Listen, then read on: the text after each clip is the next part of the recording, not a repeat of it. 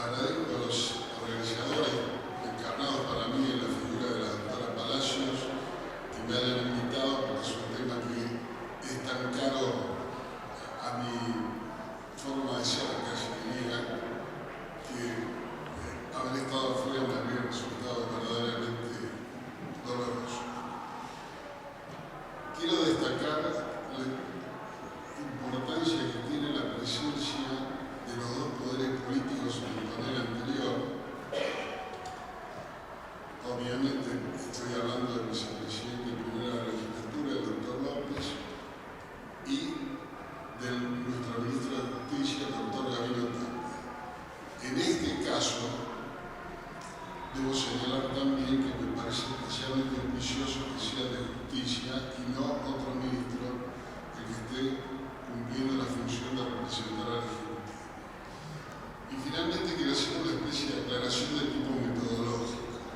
Si me lo permite Martín Campo, yo quiero, digamos, enmarcarme en lo que él ya ha dicho, porque lo reconozco como un protagonista muy importante, además muy jugado de lo que fue el proceso de obtener mayor autonomía o creciente autonomía en los años anteriores.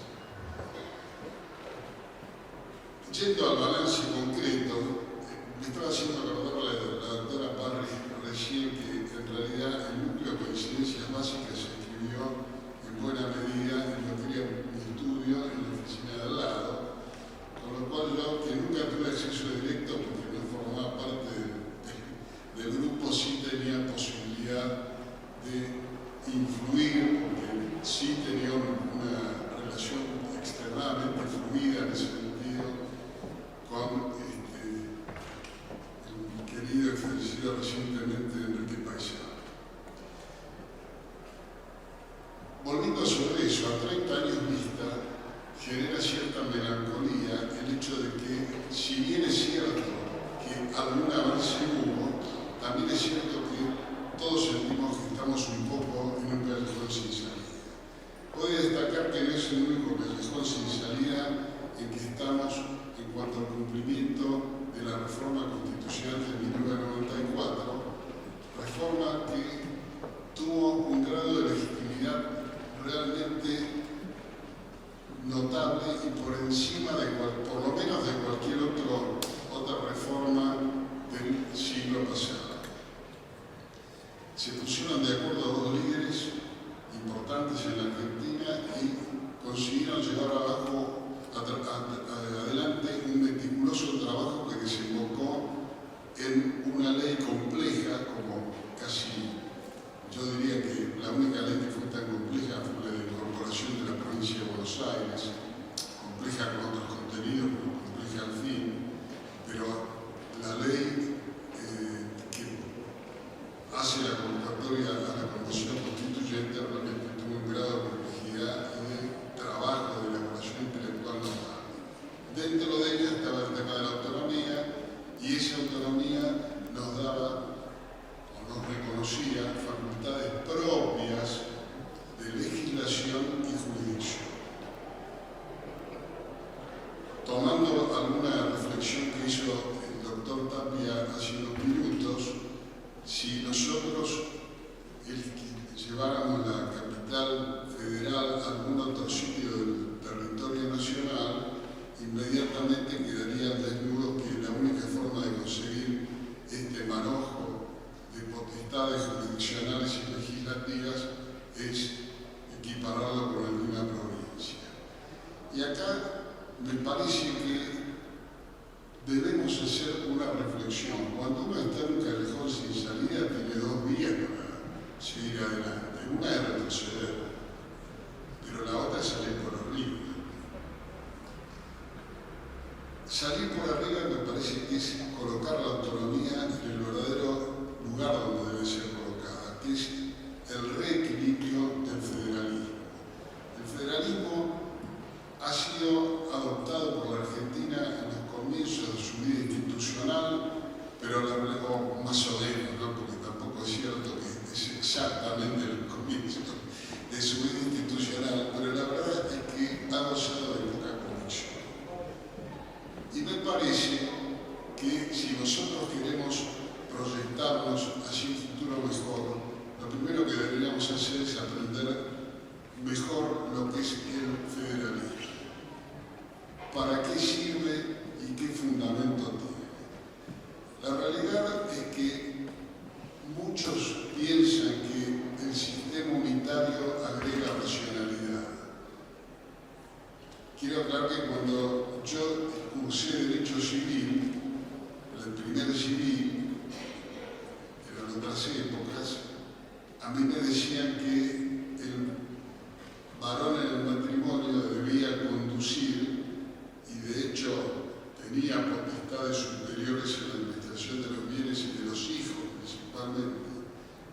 mujer, cosa que ustedes saben que se ha reformado, afortunadamente, pero me decía que eso era lo que servía para dar de algún modo racionalidad al desarrollo de la familia. Yo creo que cualquiera se da cuenta hoy día que si algún matrimonio quisiera ser llevado adelante sobre la base de la voluntad de uno de los cónyuges, no importa tanto si el varón o la mujer, porque muchas mujeres también mandan, no llegaríamos a ningún lado. Lo que hace fuerte el matrimonio es poder ponerse de acuerdo. Lo que hace fuerte el federalismo es poder ponerse de acuerdo. Y para ponerse de acuerdo hay que comprender en qué consiste el federalismo. Fíjense lo siguiente. El otro punto que a mí me interesaba destacar, que ha quedado mucho más atrás que la autonomía de la ciudad, es la ley de coparticipación. Ustedes podrían decir, bueno, lo que pasa es que ahí están discutiendo plata, en la autonomía no están discutiendo plata. Ni lo uno ni lo otro es cierto. Cuando se discute la coparticipación se discute bastante más que plata. Porque no nos olvidemos de que nosotros vivimos en un territorio en el cual la jurisdicción que tiene mejor o mayor producto por habitante, es decir, la ciudad de Buenos Aires, tiene 7 veces y media más o menos la de la última, que es Formosa. Y tiene bastante más que Santa Fe o que Córdoba, que son dos de los lugares donde la riqueza más o menos se forma. Así que tengamos cuidado con esto. Tenemos una necesidad de reevaluar la situación si queremos tener un destino común, porque no se puede vivir con tantas diferencias sin atenderlas. Dicho esto, y acá quiero destacar todas las razones que nos daba Martín Campo antes para explicarle al pueblo, no para explicarnos entre nosotros mismos, para explicarle al pueblo cuáles son las ventajas de la autonomía. Yo intentaría hacer que todos los argentinos comprendieran cuáles son las ventajas de la autonomía como un modo de reequilibrar el federalismo. Voy a dar un ejemplo porque acorta un poco la necesidad de explicación. Hay una organización que creo que ha sido sumamente efectiva, más que cualquier otra probablemente, que es la que suministra agua corriente, potable y cloacas a los vecinos de la ciudad de Buenos Aires y 20 y pico de, no sé si son 25, 27, 24 municipios de los alrededores. ¿Cómo se llamó históricamente esto cuando hubo que revisarla para sanear el ambiente de una pandemia, en realidad? Obras sanitarias de la nación. Pero nunca intentó llevar su servicio ni a Salta ni a la Patagonia. Era para esta ciudad y sus alrededores. Un buen día fue privatizada. ¿Cómo se llamó la empresa privatizada? Aguas, a ver, dime, ¿recuerdan? Argentinas. Había también Aguas de Córdoba y había Aguas de Santa Fe. Pero esta se llamaba Aguas Argentinas. Ahora, la verdad que todas eran locales. La Corte Federal reconoció el carácter local de esta legislación, pero el nombre siguió siendo Argentina o Nación. Y hoy día, ¿cómo se llama? AESA. La última es Argentina. Es decir, nosotros tenemos que entender que el unitarismo está más metido en nuestra cabeza, en nuestras expectativas, en nuestra construcción del mundo, de lo que nosotros creemos. Y cuando empezamos a hablar de federalismo y ponernos el poncho colorado, es más para bailar una samba, para cantar una baguala que para otra cosa. Bueno, hay que cambiar esa visión. Los espacios grandes, integrados, más exitosos del mundo son todos federales. Estados Unidos es federal, y en Estados Unidos no se les ocurriría nunca que quien gana la presidencia de la nación maneja también el presupuesto de California. Si a alguno se le ocurriera esto,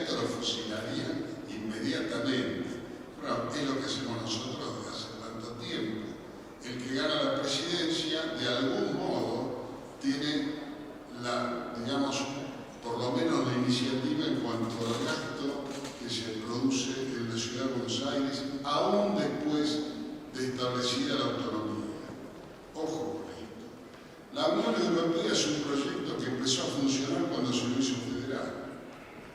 Cuando intentó hacerlo Napoleón o Hitler, dejando de lado la monstruosidad que lo hizo Hitler, que no es poco, la realidad es que eran proyectos unitarios, no funcionaron. Funcionaron a partir del federalismo. Esto es lo que hay que tener en cuenta. Si ustedes comparan la economía de Francia y la de Alemania, van a estar comparándolo de un país unitario con uno federal. Me quedo ahí porque me gusta la comida francesa, más que la alemana. Pero no son los exitosos en materia económica, no son exitosos en su organización exactamente. Aún así, tienen muchísimo más gasto determinado localmente proporción. En términos absolutos, por supuesto, mucho mayor que es un país más rico. Pero la proporción del gasto público, que es local, es mucho mayor que en la Argentina. Es una cosa de locos. Yo les sugiero que lean a Juan José Iñak, que tiene un buen trabajo sobre el federalismo económico. Bueno, ahora voy a hacer una reflexión de tipo metodológica. En realidad nosotros estamos imbuidos por la palabra transferencia cada vez que vamos a hablar de incrementar la autonomía, transferir. En realidad, el problema no es ese. El problema es abandonar la idea de intervención en la ciudad de Buenos Aires. El artículo 129 no condiciona las facultades jurisdiccionales y legislativas a una ley federal que nos la otorgue. No es como en la interpretación, digamos, más tradicional, el artículo 24 cuando recomendaba al Congreso adoptar mejor dicho, ni siquiera el Congreso exactamente, el juicio por jurado. Yo soy partidario del juicio por jurado, trato de leerlo de un modo incremental, pero la realidad es que se lo leyó tradicionalmente como una norma programática que podía o no ser cumplida. Bueno, la autonomía no es una norma programática, la autonomía está cedida y además la cláusula transitoria séptima dice que el Congreso de la Nación no es más la legislatura local y conserva solamente las potestades que se reserven declarando sobre ellas interés federal, como lo ha hecho el Congreso de la Nación, de un modo realmente notable. Carácter notable que descubrió la Corte mucho antes que yo, quizás. Por lo menos lo ha señalado en pasado. Fíjense, la policía de la ciudad de Buenos Aires no es de interés federal. Curioso. Porque si es de interés federal, el divorcio, la tenencia de los menores de los padres divorciados o los daños en las paredes medianeras. Si ustedes le encuentran alguna coherencia a esto, traten de explicármela, pero yo voy a sonreír. Y realmente creo que cualquiera, más que sonreírse, se reiría. Y esto se le puede decir perfectamente bien a un senador de una provincia. Ahora fíjense, al igual que el problema de las cloacas, el de los jueces, ¿en qué termina? O podría haber sido el de la policía si no fuera porque se logró la transferencia, gracias, creo que en buena medida, a quien aquí está presente. Acá hay un problema. Cuando ustedes mezclan, están mezclando, no es un problema si ponen la etiqueta de la nación, están indicando en qué presupuesto se ponen los gastos. Entonces, si hacemos eso, después no nos quejemos de que la ciudad de Buenos Aires le mete la mano en el bolsillo a los compatriotas que no tienen domicilio en ella. Esto es un problema en el que tienen que reparar los senadores. Mientras mantengamos la confusión, puede ser que como funcionarios federales tengan alguna ventaja, pero no la tienen sus provincias, la tienen los funcionarios federales. Y esto es lo que hay que advertirle al pueblo de las provincias, que en definitiva son los que eligen sus autoridades, así como también elegimos nosotros los nuestros. Díganme cuánto. Bueno, sí, lo quiero. ¿Y cómo? Tratando de sintetizar esto, me parece que nosotros tenemos una misión por delante, que es tratar de esclarecer esclarecer acerca de cuáles son las ventajas del federalismo. Probablemente, si como nación podemos profundizar en las ventajas del sistema federal, vamos a estar resolviendo más de un problema. No solamente los porteños, la autonomía. La nación va a estar resolviendo el problema de la coparticipación y el generar cuentas claras, a cuyo fin la autonomía es indispensable. Mantiene la amistad. ¿Cómo quieren ustedes mantener la amistad con un compatriota del interior cuando estamos aprovechando subsidios nacionales en la tarifa del transporte? Esto es una cosa que no resiste el análisis. Ahora, sí es cierto que hay algún interés en mantener en nación ciertas competencias. Pero más que interés es apetito.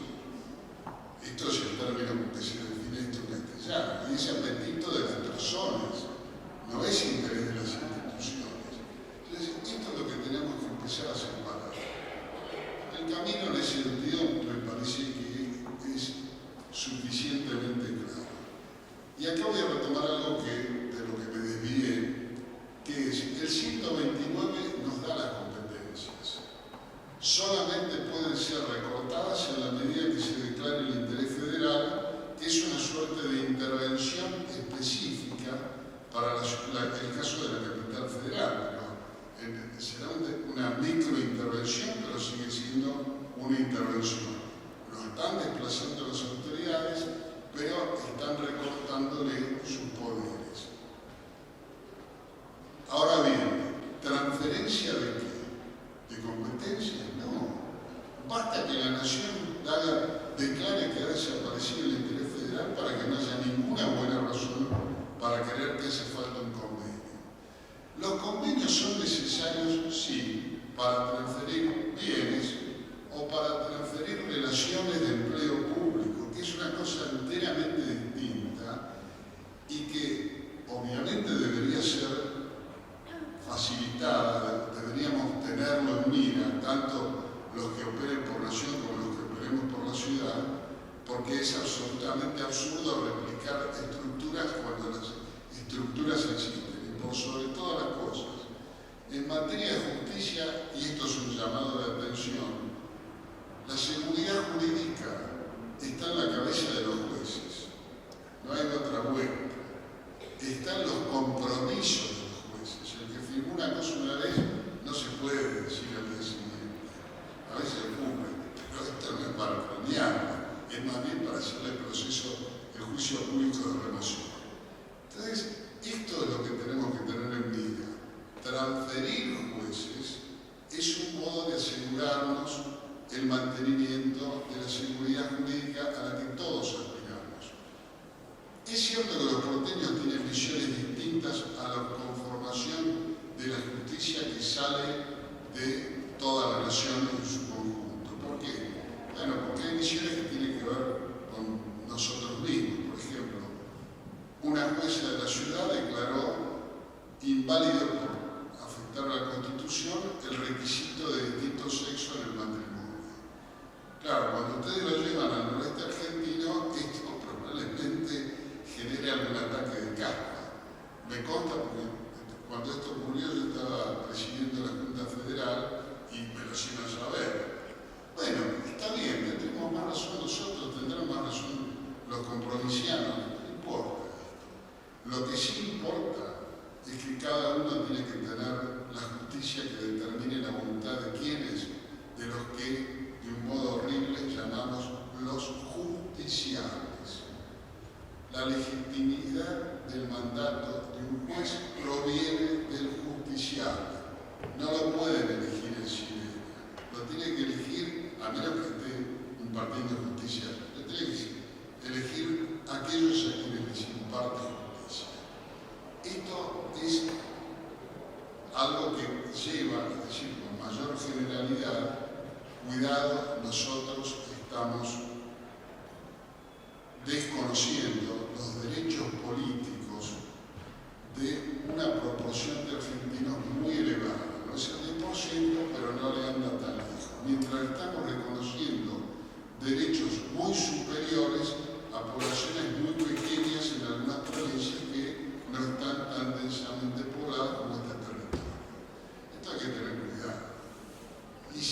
somos capaces de resolverlo, es muy probable que tengamos destino como una ciudad.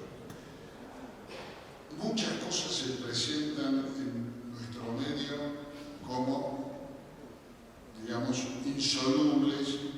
Por ejemplo, el tema de la coparticipación, como insolubles, o como aplicar la figura del jefe de gabinete a la manera que lo concibió Raúl Alfonsín para la solución de crisis institucionales.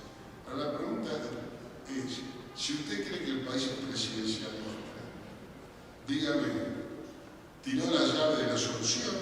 ¿Es esto lo que quiere hacer? Porque una cosa es un país presidencialista exitoso, como puede ser Estados Unidos, y otro es un país que no es tan exitoso como es el nuestro. Preguntémonos qué nos pasa. El tema de la autonomía tiene que ver directamente con esto. ¿Por qué? Porque nosotros estamos torciendo la aplicación de recursos, más allá de que estamos torciendo también las voluntades políticas de los que vivimos acá. Por eso yo les decía, ni la de la coparticipación es puramente económica, ni lo nuestro es puramente político. Estamos también discutiendo dinero. Y tenemos que discutirlo con altura. Voy a cerrar con una frase que me pareció notable de Rubén Marín, que fue gobernador de La Pampa, en la Convención Constituyente. La frase está pronunciada cuando informa acerca de la cláusula de la coparticipación, o sea, del inicio del 75, y Marín dice, cada vez que asumíamos el ropaje de convencionales constituyentes estábamos todos de acuerdo, pero cuando empezamos a pensar con gente digamos que tiene radicación en un lugar, empezaban las desavenencias. Claro, no hay que ser muy, me parece que está evidentemente expuesto, pero no hay que ser muy vivo para darse cuenta que es el famoso tema del velo de Rolls. Es decir, en materia de ética no es cierto que tenemos tantas discrepancias, tenemos algunas, pero en buena medida las discrepancias aparecen cuando descubrimos cuáles son nuestros intereses. Puede ser que las disimulemos, pero ahí aparecen y aparecen de un modo acuciante. Bueno, acá habrá que poner el tiempo como aquello que reduce el interés propio. ¿Por qué digo el tiempo? Bueno, porque me parece que una de las cosas que hay que tomar en cuenta para poner más equilibrio al federalismo, para ponerle mayor digamos, funcionamiento a la autonomía, es que hay ciertas reglas que es preferible pactar hoy y empezar a aplicar a un cierto tiempo vista, donde el interés de los que tienen que ceder no sea ya sustentado por las mismas personas. Es decir, dejar de ser en la coparticipación los ADN, a cualquier presidente le resulta un costo muy grande porque tiene que conseguir voluntades. Pero si empieza con el presidente siguiente, puede ser que tenga un gesto de grandeza. Bueno, con la autonomía no puede pasar lo mismo, tenemos que pensar en esto, pero por sobre todas las cosas, para que esto funcione hay que arrancar de que hay que convencer al pueblo, el pueblo tiene que participar de esto, y el pueblo al que hay que convencer no es solamente el de los supuestos beneficiarios que seríamos los que estamos acá, sino también nuestros compatriotas que no tienen domicilio acá. Ellos también tienen algo que obtener con la autonomía, que es recuperar la claridad de las cuentas, que no es poco, es muchísimo. Bueno, muchas gracias.